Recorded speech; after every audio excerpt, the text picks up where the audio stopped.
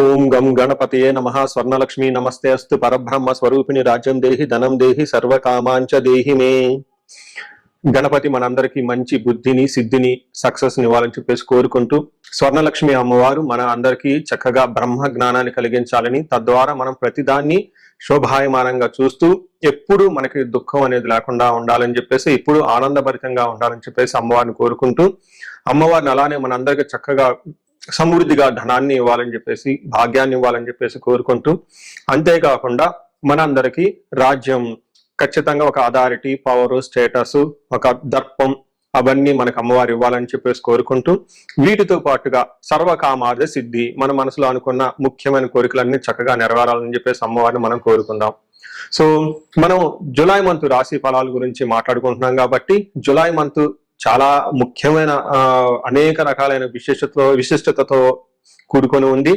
ఇందులో మనం కొన్ని ముఖ్యంగా చర్చించుకుందాం. ఒకటి, ఈ మాసం వచ్చేటప్పటికి ఫస్ట్ 15 days నిజ జ్యేష్ఠ మాసంతో ఉంటుంది, తర్వాత ఆషాఢ మాసంతో ఉంటుంది. ఈ జ్యేష్ఠ మాసంలో చాలా వరకు పెళ్లిళ్ళు, ముఖ్యమైన కార్యక్రమాలు ఉన్నాయి. వీటితో పాటుగా ఎప్పుడైతే ఆషాఢ మాసం స్టార్ట్ అవుతుందో ఇందులో చాలా చాలా ముఖ్యమైన పనులు అయితే ఖచ్చితంగా ఉన్నాయండి. ఒకటి మనం చూసుకుంటే గురుమూఢం స్టార్ట్ అవుతుంది. ఎప్పుడైతే గురుమూఢం స్టార్ట్ అవుతుందో, ఈ గురుమూఢం మనకి జూలై 15 నుంచి ఆగస్టు 13 వరకు ఉంది. ఈ డేట్స్ లో మనకి వివాహాలు కానివ్వండి, గృహ ప్రవేశాలు లాంటి శుభకార్యాలు ఎక్కువగా చేయరు. అది ఒకసారి గమనించవలసిందిగా కోరుతున్నాను. వీటితో పాటుగా మనకి ఇంకొక ముఖ్యమైనది ఏమవుతుందంటే, మనకి దక్షిణాయనం స్టార్ట్ అవుతుంది 17వ తారీఖు నుంచి. అక్కడ నుంచి ఇప్పుడు దాకా ఉన్న ఉత్తరాయణం కంప్లీట్ అయిపోయి దక్షిణాయనం స్టార్ట్ అవుతుందని గమనించాలి. తర్వాత 25వ తారీఖున మనకి తొలేకాదశి స్టార్ట్ అవుతుంది. దానికి ముందుగా చాతుర్మాస వ్రతం అని చెప్పేసి 4 మాసాలు ముఖ్యమైన మాసాలుగా చాతుర్మాస వ్రతం కూడా ఇందులోనే స్టార్ట్ అవుతుంది. ఇంకొకటి లాస్ట్ అండ్ ఫోర్మోస్ట్ ఇంపార్టెంట్, ఈ నెల 26వ తారీఖు నుంచి ఈ 14వ తారీఖు నుంచి 22వ తారీఖు వరకు మనకి చైత్ర మనకి ఆషాఢ నవరాత్రులు అని చెప్తారు. వీటిని ఏమంటారు? గుప్త నవరాత్రులు అంటారు, లేకుంటే వారాహి నవరాత్రులు అని చెప్పేసి చేస్తూ ఉంటారు.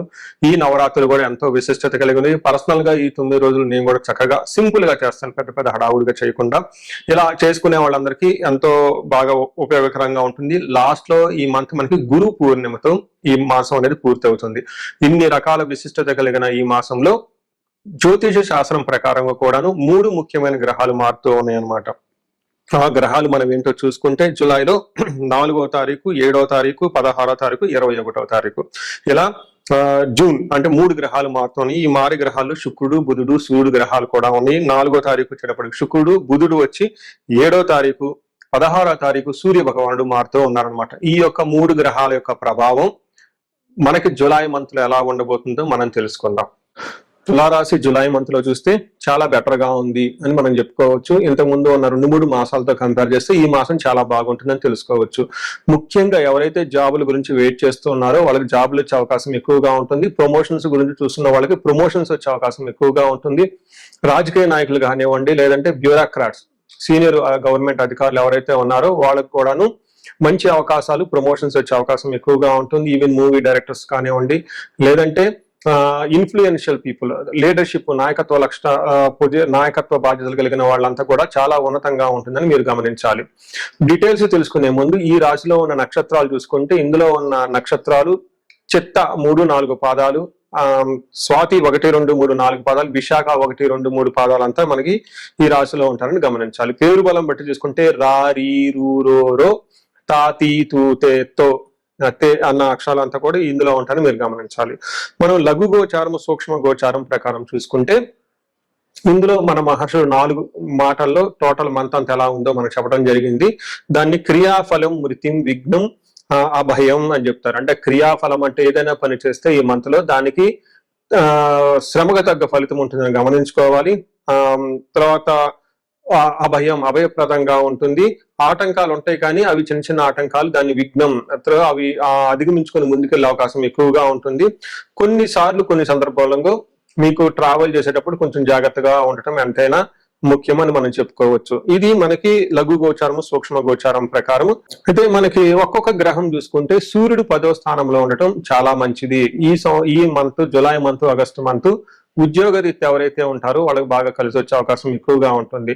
ఎప్పుడైతే సూర్యుడు 10వ స్థానానికి వస్తారో అనేక విధాలుగా బాగుంటుంది అని మనకు చెప్తూ ఉంటారు. ఏ ప్రకారంగా అంటే, సంస్కృతంలో మహర్షులు ఏం చెప్తారంటే అర్థసిద్ధిం సదా ఆరోగ్యం బంధుమిత్ర సమాగమ రాజదర్శనం సుసల్లాపౌ సౌఖ్యం దశమే రవి అంటారు. అంటే 10వ స్థానంలో ఎప్పుడైతే రవి ఉంటారో వాళ్ళకి అర్ధసిద్ధి అంటే ధనం ప్రవాహం బాగుంటుంది, ఆరోగ్యం బాగుంటుంది, బంధువులతోటి మిత్రులతో చక్కగా కలిసి సంభాషణ చేస్తూ ఉంటారు. అంతేకాకుండా రాజదర్శనం హైయర్ అఫీషియల్ కలిసే అవకాశం ఎక్కువగా ఉంటుంది.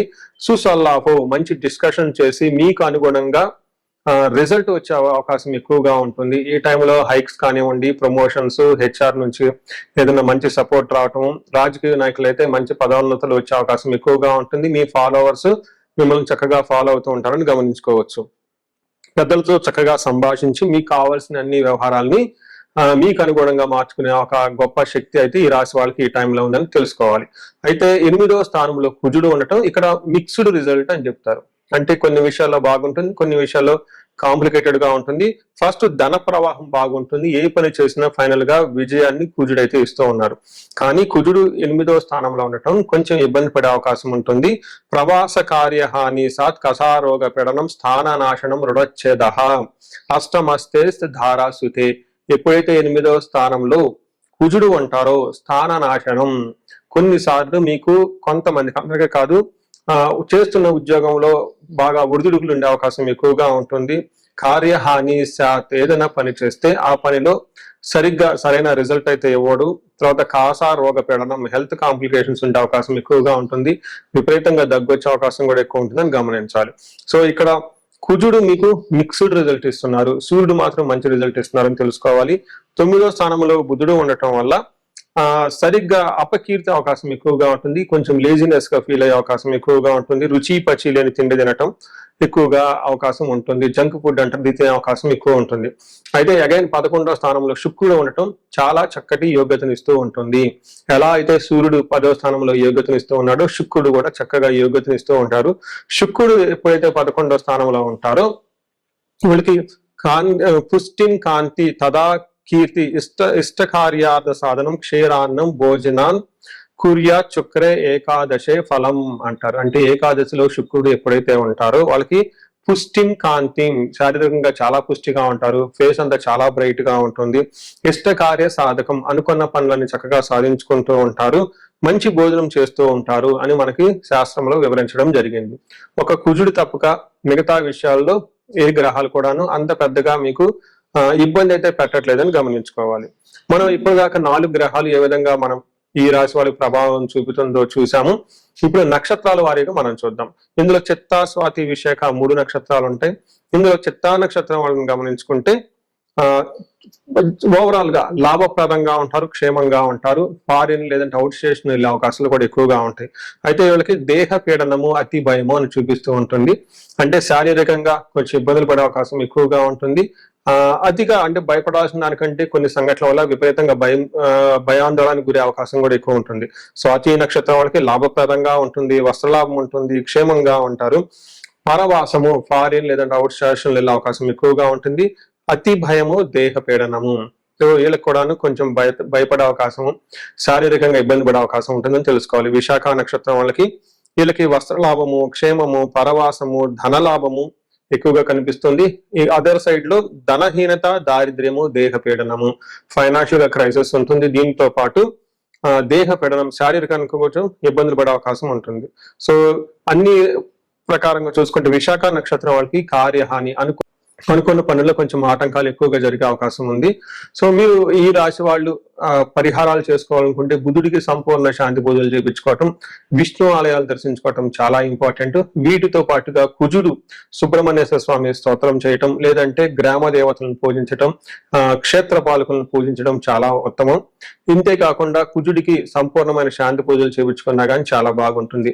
ఎవరికైతే ఇప్పుడు టైం అంతా అనుకూలంగా ఉంది కాబట్టి ఉద్యోగం రావటానికి, ఇన్ కేసు మీకు ఎక్కడన్నా డౌట్ గా అనిపించినా, ఎక్కడన్నా మీకు ఇంటర్వ్యూస్ అటెండ్ అయ్యి మీ అప్లికేషన్స్ ఇంకా ముందుకెళ్లకుండా, లేదంటే మీరు తలపెట్టిన పని మధ్యలో అవనట్టుగా మధ్యలో ఎక్కడన్నా ఆగిపోయి ఉంటే కనుక ఒక్కసారి ఇండివిజువల్ గా జాతకం చూపించుకోవటం చాలా ముఖ్యం. పరిహారాల్లో భాగంగా ఈ రాశి వాళ్ళు ముఖ్యంగా నేనేం చెప్తానంటేనండి, ఇది గోచార రీత్యం అంటే గోచార ఫలితాలు అని చెప్తూ ఉంటారు. అయితే మీ ఇండివిజువల్ యొక్క జన్మరాశిలో చూడటం కూడా చాలా ఇంపార్టెంట్. ఈ గోచార రీత్యాలతో పాటు మీకు ఇండివిజువల్ గా ఉన్న దశాభుక్తి ఏంటి, ఏమైనా శాపాలు ఉన్నాయి, ఏమైనా గ్రహ దోషాలు ఉన్నాయో జ్యోతిష శాస్త్రంలో ప్రకారం ఎనాలిసిస్ చేసుకోవడం చాలా ఇంపార్టెంట్. ముఖ్యంగా ఎవరికైతే ఏజ్ 40 years +or- 5 years ఉంటుంది, అంటే 35 to 45 years ఏజ్ ఉండి మధ్యలో మీకు ఎక్కడైనా కనుక కెరీర్ లో గ్యాప్ వచ్చినా, లేదంటే అనుకున్న పనులు కాకపోతున్నా, మధ్యలో స్టాగ్నేట్ గా అనిపించినా, లేదంటే ఏదైనా ఒక గందరగోళమైన పరిస్థితి, కయోటిక్ పరిస్థితిలో మీరు ఇన్వాల్వ్ అయ్యారు, తెలవకుండా అవుట్ ఆఫ్ యువర్ కంట్రోల్ వెళ్తూ ఉంది అనుకుంటే ఖచ్చితంగా మీ జన్మ జాతకం చూపించుకోవడం చాలా చాలా ఇంపార్టెంట్. ఎందుకు అంటే మనకు మోడర్న్ సైకాలజీలో, మోడర్న్ సైన్స్ లో ఇది మిడ్ లైఫ్ క్రైసిస్ అంటారు. కానీ జ్యోతిష శాస్త్రం దీనికి చాలా విధాలైన పరిష్కారాలను చూపిస్తుంది. ఈ టైంలో 2 ముఖ్యమైన విషయాలు జరుగుతూ ఉంటుంది. అలా మీ గ్రోత్ కనుక ఆగిపోయి ఉంటే, ఫస్ట్ మీకేమైనా శాపాలు ఉన్నాయా, ఆ శాపాలు ఈ టైంలో యాక్టివేట్ అయ్యా అని చూసుకోవాలి. రెండోది, ఈ టైంలో మీకు నడుస్తున్న దశాభుక్తుల యొక్క గ్రహాల యొక్క ఏమైనా దోషాలు ఉన్నాయా, ఈ 2 కారణాలు ఏంటో తెలుసుకొని వాటికి సంబంధించిన విశ్లేషణ చేసుకొని చక్కటి పరిష్కారాలు చేసుకొని పరిహారాలు చేసుకుంటే లైఫ్ 10 అంతలు ముందుకెళ్లే అవకాశం ఎక్కువగా ఉంటుంది. నా దగ్గరకు వచ్చే క్లయింట్స్ లో ఎక్కువగా ధనానికి ఇబ్బంది పడుతున్న వాళ్ళు స్వర్ణలక్ష్మి విశేష హోమం చేయించుకుంటూ ఉంటారు. శత్రు బాధలు విపరీతంగా ఉన్న వాళ్ళు మనకు వచ్చేటప్పుడు చండీ హోమం చేయించుకుంటూ ఉంటారు. వీటితో పాటుగా ఎవరికైనా హెల్త్ బాగలేకపోతుందంటే ఆయుష్ సూక్త్యం, మహామృత్యుంజయ హోమం చేయించుకుంటూ ఉంటారు. భార్యాభర్తల కోసం అన్యోన్య దాంపత్య పాశుపత అభిషేకము లేదా విశ్వావసు గంధర్వరాజ హోమము, ఇవన్నీ చక్కగా చేయించుకుంటూ ఉంటారు.